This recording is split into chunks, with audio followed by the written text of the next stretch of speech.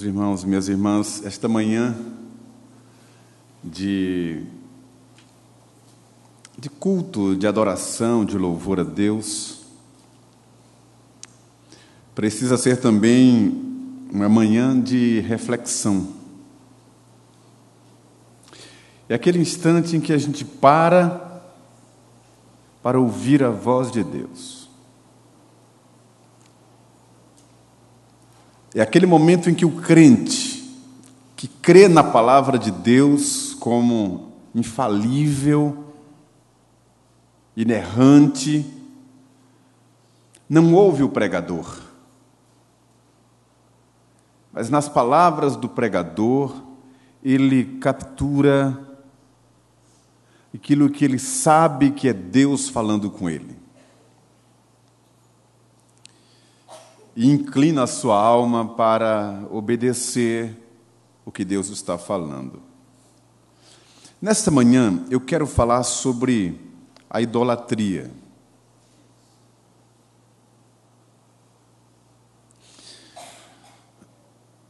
Nós estamos no Brasil evangélico, presbiteriano, vamos falar assim, pouco mais de 150 anos. Não é muito.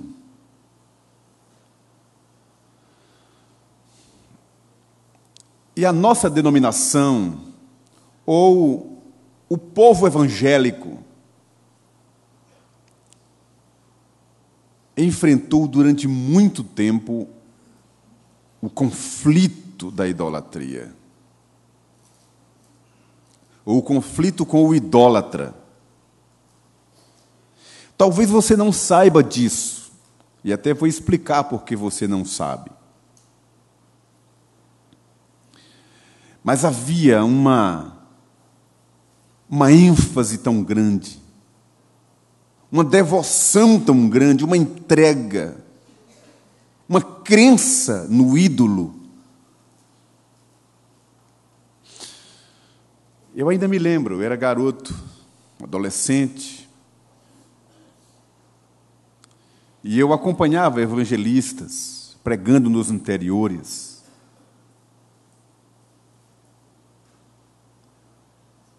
E nas casas onde nós chegávamos, em quase todas elas havia um oratório. Eu creio que na ornamentação, a palavra não é ornamentação, de uma casa, na decoração de uma casa, quando se compravam os móveis, na lista constava um oratório. Entre os antigos era assim. Ou um lugar reservado para a imagem do lar, que era o Deus ou o ídolo padroeiro daquela família. E quando nós apresentávamos o evangelho da salvação, muitos deles rechaçavam ou eram muito impactados porque estava sendo apresentado o Deus verdadeiro que condena a idolatria e o ídolo. Ou éramos rechaçados, ou havia um momento de quebrantamento, era um impacto, de alguma forma, dado a idolatria presente, marcada no solo brasileiro, nordestino talvez ainda mais. Eu tenho uma tia de consideração, e eu me lembro uma vez que eu fui com a minha mãe fazer uma visita para essa tia, e minha mãe não perdia chance, sempre falava contra a idolatria, contra o ídolo. E essa tia de consideração, que me tratava como um sobrinho, sempre que entrava no assunto de idolatria, abandonar a idolatria, ela saía do ambiente assim, como se um enxame como se abelhas a estivesse picando e ela saía, não queria ouvir. Era um assunto vedado, não podia tocar naquele assunto, criava uma inimizade. E coitado dos padres da minha cidade. Eles passavam na rua, perto da minha casa, a minha mãe dizia: ô padre, faça favor, meu filho, você não tem peso na consciência, não. Como é que você consegue dormir sabendo que está enganando o povo? E o padre ficava assim, calado, para não confrontar uma senhora. Você sabe que aquilo não é verdade? Confrontava assim. Eu acho que os padres, só os novos chegavam, passavam, mas os que já eram conhecidos dobravam na outra esquina para não passar perto da loja da minha mãe. Então, havia uma situação assim, enfática, marcada da idolatria de um ídolo pagão, especialmente da Igreja Católica. Hoje não é mais assim. Ainda há, mas a ideia se diluiu. Existem igrejas católicas, inclusive, que tiraram as imagens das paredes.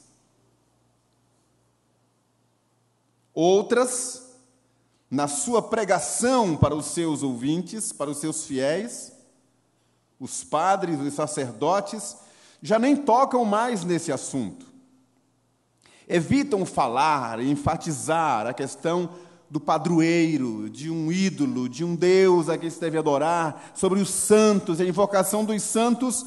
Algumas igrejas já evitam tocar nesse assunto e alguns padres, vocês sabem disso, pregando na televisão, através da televisão, eles pregam a Bíblia e não tocam na questão da idolatria, do ídolo, da imagem, de se prostrar diante de uma imagem para adoração.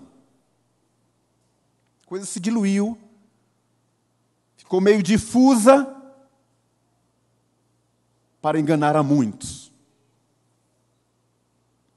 Eu quero ler alguns textos da Bíblia com vocês.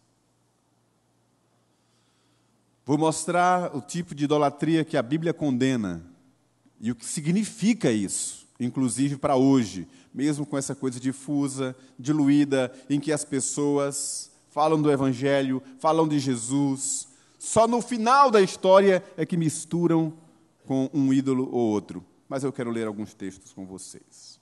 Em primeiro lugar, vocês conhecem os 10 mandamentos. Sempre que a gente faz uma lista, há uma tendência natural de colocarmos ordem de prioridade. Não é que entre os 10 mandamentos haja o que seja maior e o que seja menor. Os 10 mandamentos representam a lei moral de Deus para o seu povo. Leis universais, todos são importantes. Mas notem quais são os 2 primeiros. Todos conhecem, mas eu quero ler com vocês. Como é que começa a história dos 10 mandamentos? E eu quero ler com vocês esses textos. Vamos lá? Êxodo capítulo 20, a partir do verso 1.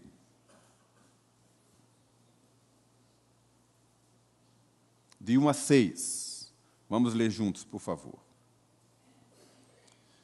Então, falou Deus todas estas palavras: Eu sou o Senhor teu Deus, que te tirei da terra do Egito, da casa da servidão. Não terás outros deuses diante de mim. Não farás para ti imagem de escultura, nem semelhança alguma do que há em cima nos céus, nem embaixo na terra, nem nas águas debaixo da terra. Não as adorarás, nem lhes darás culto, porque eu sou o Senhor teu Deus, Deus zeloso, que visito a iniquidade dos pais nos filhos, até a 3ª e 4ª geração daqueles que me aborrecem, e faço misericórdia daqueles que guardam os meus mandamentos. Os 2 primeiros mandamentos falam sobre isso. Não terás outros deuses diante de mim. Segundo, não farás para ti imagem de escultura sobre nada, com o propósito de adorar e de cultuar, certo? Agora eu quero mostrar para vocês um texto que fala que essas imagens de escultura ou objetos de adoração que não seja Deus, primeiro, são abominação aos olhos do Senhor. E segundo, são coisas amaldiçoadas e que trazem maldição sobre quem os guarda consigo e adora. Abra, por favor, em Deuteronômio, capítulo 7.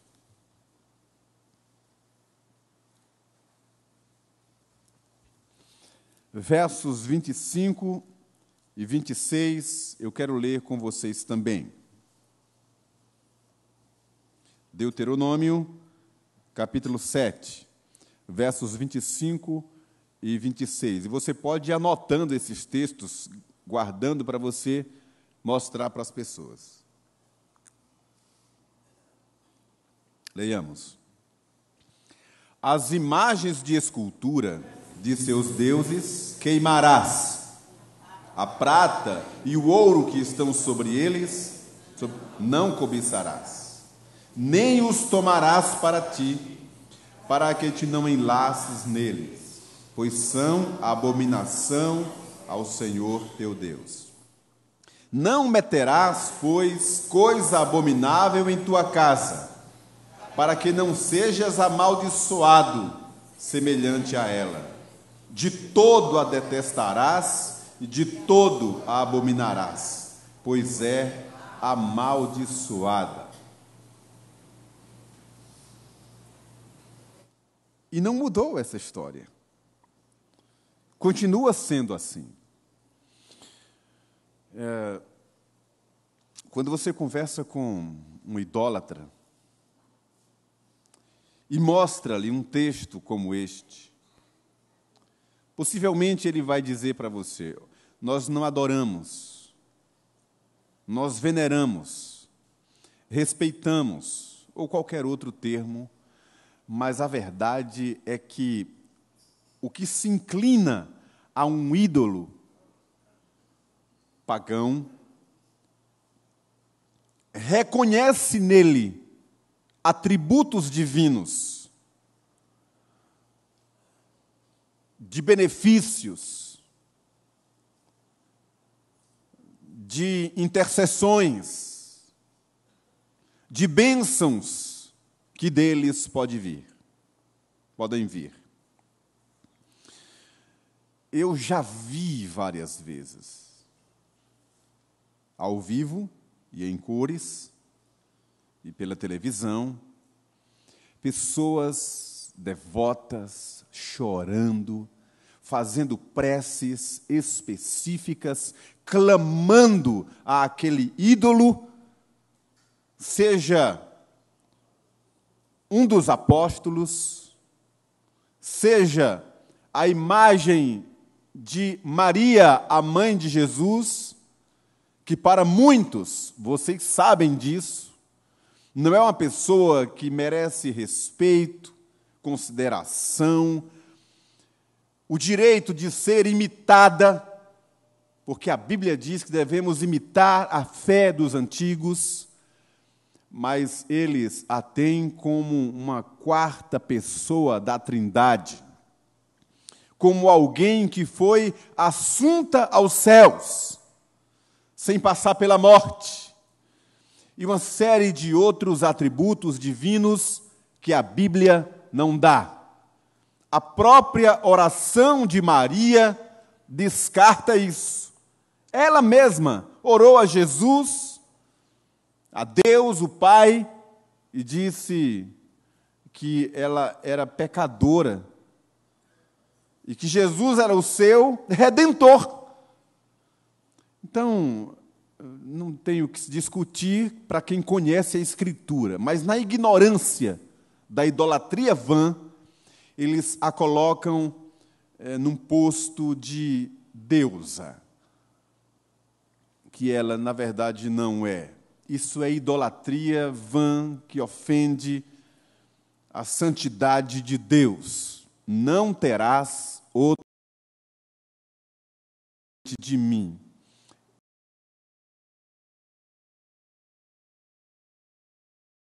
Já vi pessoas clamando aos apóstolos, clamando a Maria, clamando a deuses do sertão, com tanta fé, crendo que aquele ídolo pode lhe render as bênçãos que elas buscam. Ou então, promessas que são feitas àquele personagem e que são cumpridas depois de a graça comum derramar sobre eles a bênção que Deus prometeu. Sol e chuva sobre maus e bons. Abra um texto tremendo, que um padre, um sacerdote, não pode ler num culto ou numa missa, porque o povo vai levantar e sair. Só ficam aqueles que estão cegos por Satanás. Abra em Jeremias, capítulo 10. E nós vamos ler juntos.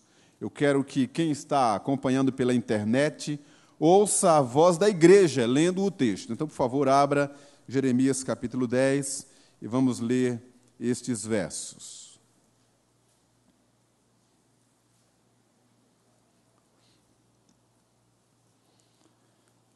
Verso 3 em diante, vamos ler todos juntos, até o verso 16. Vamos lá? Porque os costumes dos povos são vaidade, pois cortam do bosque um madeiro, obra das mãos do artífice com machado. Com prata e ouro o enfeitam, com pregos e martelos o fixam, para que não oscile. Os ídolos são como um espantalho em pepinal, e não podem falar. Necessitam de quem os leve, porquanto não podem andar. Não tenhais receio deles, pois não podem fazer mal, e não está neles o fazer o bem. Ninguém há semelhante a ti, ó Senhor. Tu és grande, e grande é o poder do teu nome. Quem te não temeria a ti, ó Rei das nações? Pois isto é a ti devido.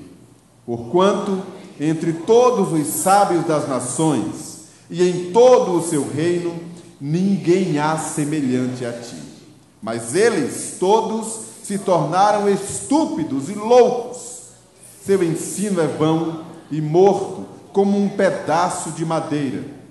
Traz-se prata batida de Tarsis e ouro de Ufaz. Os ídolos são obra de artífice e de mãos de ourives. Azuis e púrpuras são as suas vestes. Todos eles são obra de homens hábeis. Mas o Senhor é verdadeiramente Deus. Ele é o Deus vivo e o Rei eterno.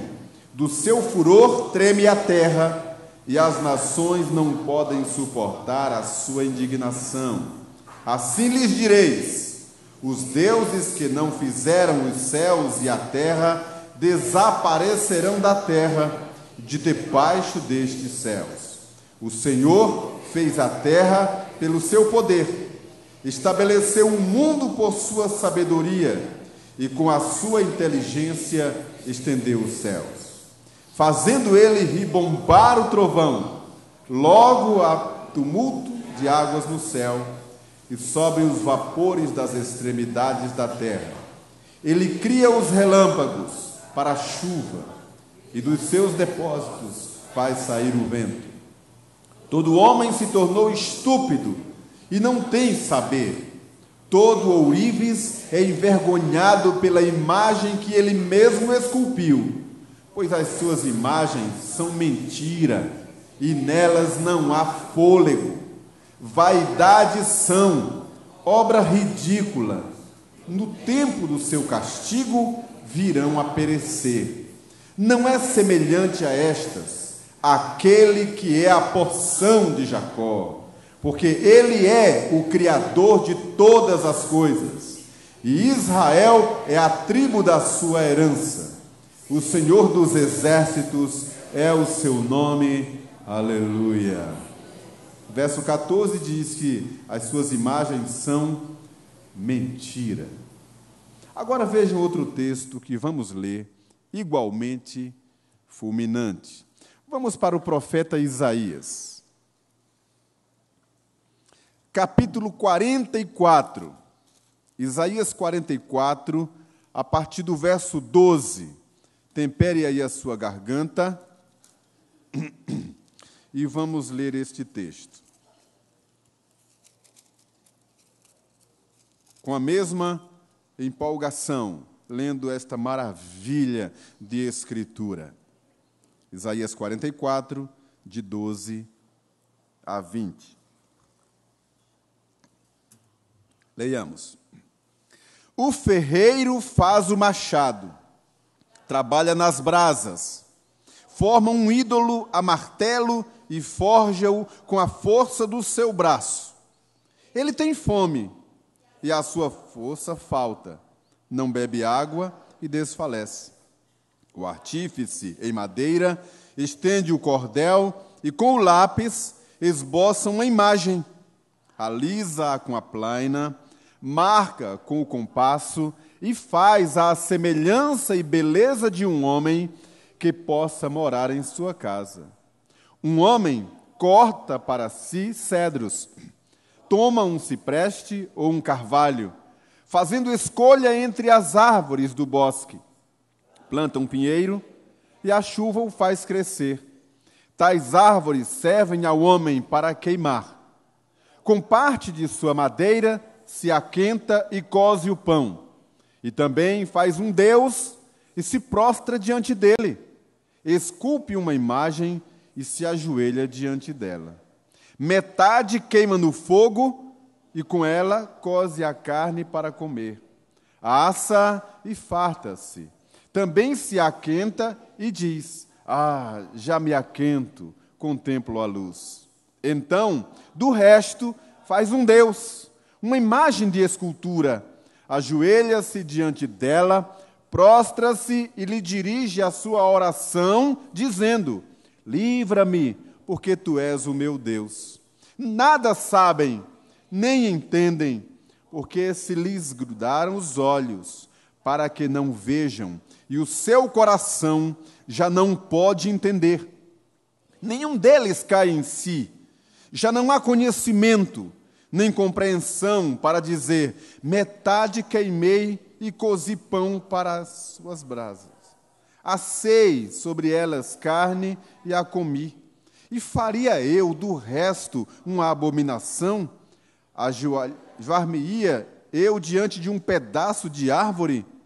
Tal homem se apacenta de cinza. O seu coração enganado o iludiu, de maneira que não pode livrar a sua alma, nem dizer: não é mentira aquilo em que confio. Vamos mais um? Salmo 115. Abra aí, por favor. Vamos ler em uníssono. E você em casa está ouvindo, não é? Salmo 115, de 1 a 11. Leiamos. Bem alto, bem forte.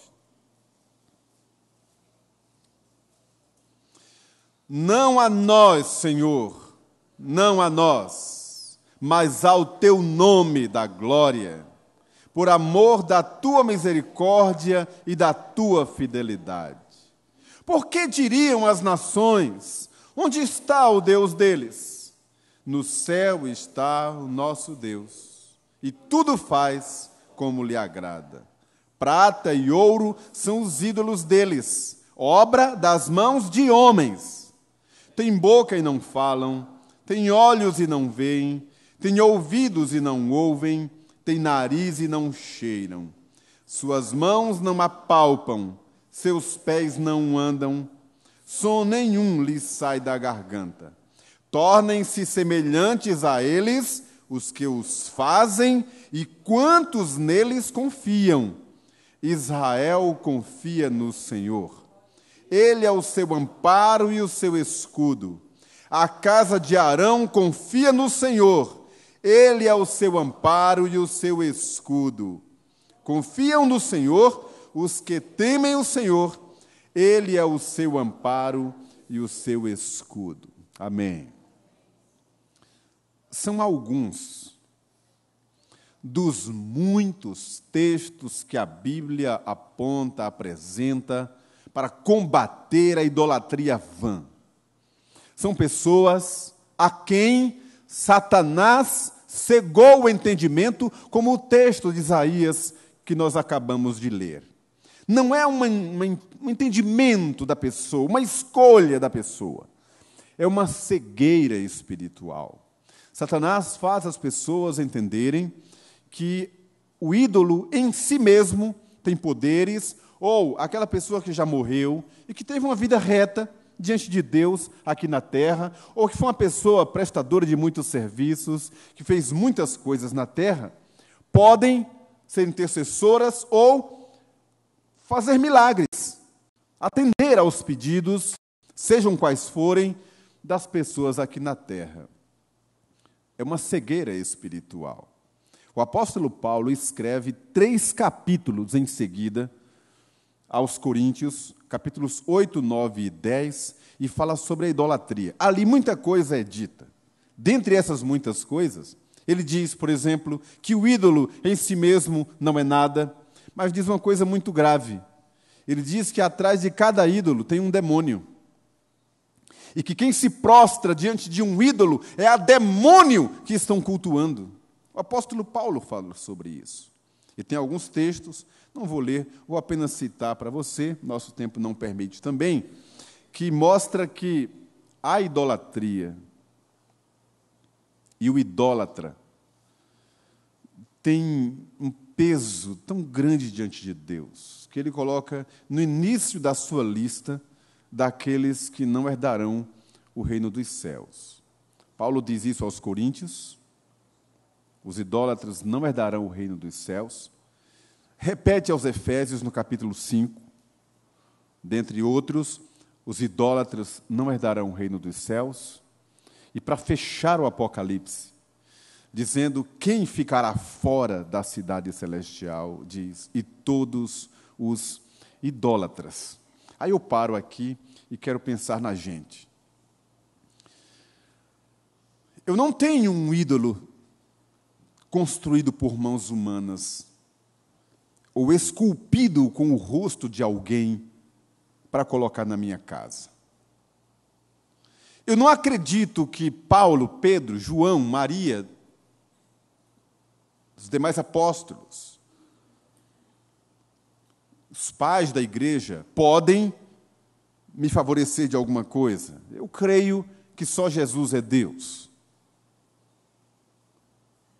Eu não tenho um tótem esculpido com inscrições de cultos, de rostos de pessoas ou de imagens de animais, aos quais eu possa atribuir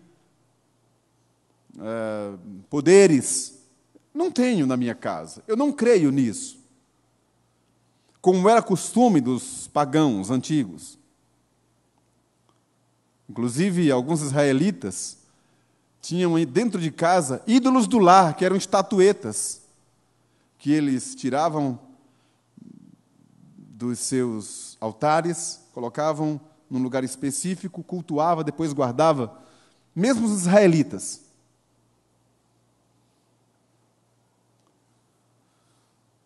Mas eu posso ter outros ídolos na minha casa. Eu posso desenvolver na minha vida espiritual outros deuses. Eu posso estabelecer no meu rol de prioridades, na minha escala de valores, naquilo que vai ocupar o primeiro lugar em minha vida, e construir um Deus.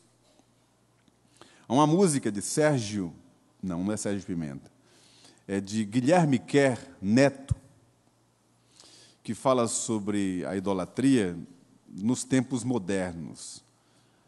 E ele diz isso na letra de uma das suas canções. Ele diz assim que hoje postes ídolos não são normais. Há outros deuses, construções mentais. Há a própria semelhança do que edifica, alimentando um culto autohedonista. Deuses que a filosofia moderna nos apresenta. Eu poderia dar vários nomes, vou citar apenas alguns assim, para você pensar. São deuses do mesmo jeito. O dinheiro, que é Deus para muitos, erigidos ou catapultados para seus altares. Pessoas que vão aos templos, que cultuam, que falam em Jesus, mas o Deus deles é o dinheiro. A Bíblia fala de outros deuses que não são imagens. O ventre, que é o Deus prazer. É quando o que importa é o que eu sinto, é o que eu quero, é o que eu gosto. É quando você se auto-introniza. É um Deus. É um Deus. Citar um outro. Citei o Deus prazer, que é o ventre, o Deus dinheiro, o Deus entretenimento. E pode ser alguém que você elegeu, sem essa pessoa, né? Sem a qual você desconecta, parece que você perdeu o mundo que gira em torno dela. De modo que o primeiro mandamento é: não terás outros deuses diante de mim. Para nós, hoje, para nós que não temos postes ídolos, totens, estatuetas, não temos. Não andamos com um crucifixo, com um Deus morto pendurado nele, não cremos nisso. Na teoria, sabemos que a idolatria é condenável, a abominação, mas lembre-se, idolatria é todo ou toda situação, criatura, que se colocar no lugar de Deus. De modo que é possível pessoas que, na teoria, abominam, aborrecem e até pregam contra a idolatria, carreguem no seu coração um ídolo, um Deus. Deus sabe qual é, e Deus vai dar discernimento a você para queimar, como diz Deuteronômio, capítulo 7. Que Deus não encontre no meu coração nem no seu nesta manhã, isso. E que nos ajude a olhar somente para Ele e viver somente para Ele. E você que conhece alguém que se dobra diante de uma imagem, tenha coragem diante de Deus para pregar a palavra para essa pessoa, mostrar os textos e orar sobre ela. Porque não é a palavra humana que vai modificar nada, mas o Espírito Santo, operando sobre a palavra, transforma vidas. Deus seja louvado.